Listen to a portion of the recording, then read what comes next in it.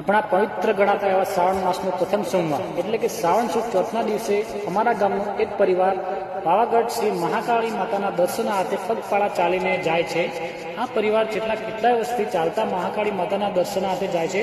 પણ આ પરિવારની ખાસ વાત એ છે કે આ પરિવારના સદસ્ય અને મુખિયા ગણાતા એવા મેરુકાકા, જેમની ઉંમર 65 થી 70 વર્ષની હોવા છતાં ચાલીને પાવાગઢ જાય છે. એટલે કે ધન્ય છે આવી ભક્તિ અને શ્રદ્ધાની. અને આમ જોઈને મજા આવે કે આટલી ઉંમરે પણ આટલી ફિટ બોડી અને આમ મસ્ત રીતે ચાલીને.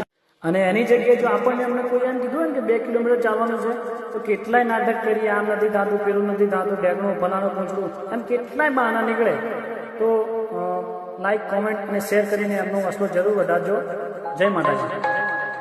માતું પાવામાં પ્રગટાણી ભવાની માં